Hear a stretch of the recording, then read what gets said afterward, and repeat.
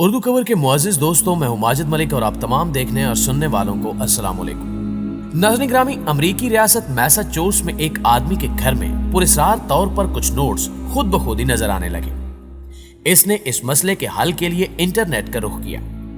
کچھ ہفتوں سے مختلف قسم کے نوٹس اس کو اپنے گھر میں ملنے لگے۔ وہ ان پر موجود لکھائی کو بھی نہیں پہچانتا تھا۔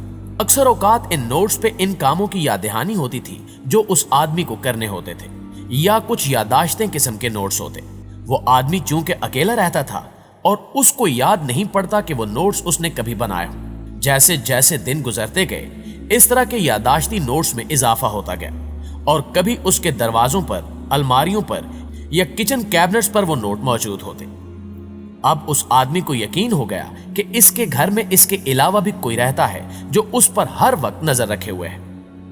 جاسوسی ٹیموں نے جب اس مسئلے پر کام کیا تو پتا چلا کہ وہ آدمی چونکہ ایک چھوٹے سے گھر میں اکیلا رہتا تھا اور وہاں کوئی کھڑکی اور ہوا کا مناسب انتظام نہیں تھا، اور اس مکان میں کہیں سے کاربن مونو آکسائڈ کی کافی مقدار موجود تھی، جس کی وجہ سے اس آدمی کو سر درد، یادداشت میں کمی اور وہمیں ہو رہے تھے۔ وہ یادداشتی نوٹس اس نے خود لگائے ہوتے تھے، مگر بعد میں مکمل طور پر بھول جاتا تھا۔ جب وہاں کاربن مونو آکسائڈ کا لیول چیک کیا گیا تو مانیٹر پر 100 ppm تھا، جو کہ یقیناً ایسی علامات پیدا کرنے کے لیے نہ صرف کافی تھا، بلکہ اگر وہ ایسے ہی اس گھر میں زیادہ دیر تک رہتا تو اس کے لیے جان لیوا بھی ثابت ہو سکتا تھا۔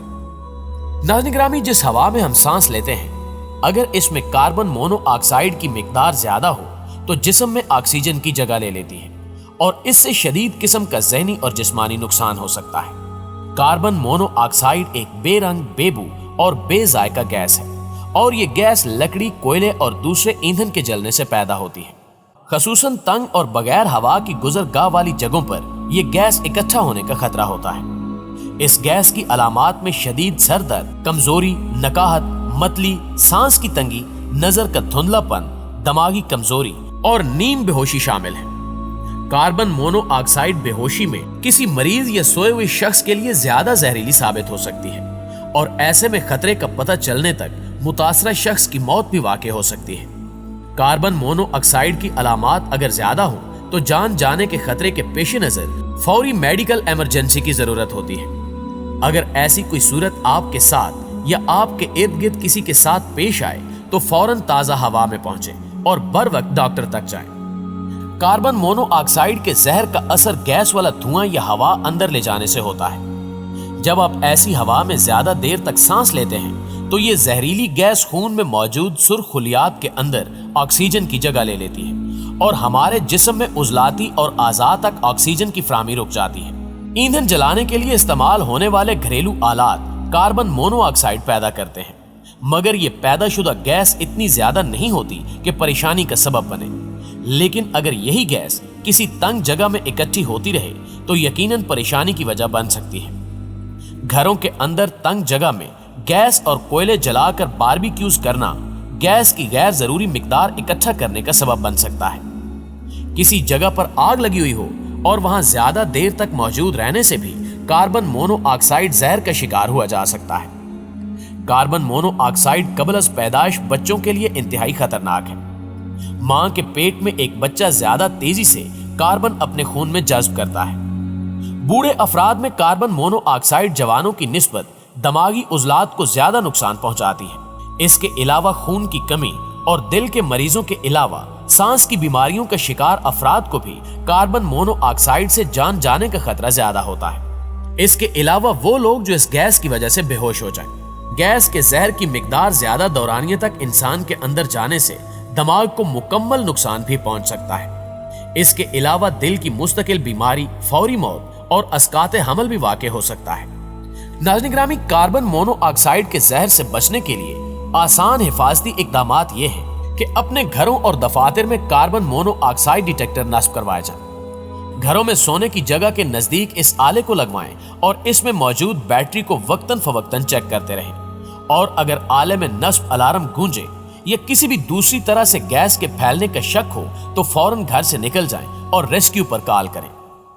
کاربن مونو آکسائڈ ڈیٹیکٹر کشتیوں اور جہازوں کے لیے بھی استعمال ہوتے ہیں۔ اگر آپ کہیں جانے لگے تو اپنی گاڑی سٹارٹ کرنے سے پہلے گیرج کا دروازہ کھول لیں और कभी भी गैरेज में ज्यादा देर तक गाड़ियों का इंजन ऑन मत रखें, खसूसन जब गैरेज बंद कमरे जैसा हो और बाकी मकान की इमारत के साथ मिला हुआ हो। अपने घर में गर्माइश के लिए कभी भी गैस वाले चूल्हे जलाकर मत रखें। इसी तरह हीटर्स, सोने से पहले हीटर्स को बंद कर दें और कमरों की खिड़कियां और दरवाजे मुकम्मल बंद ना करें।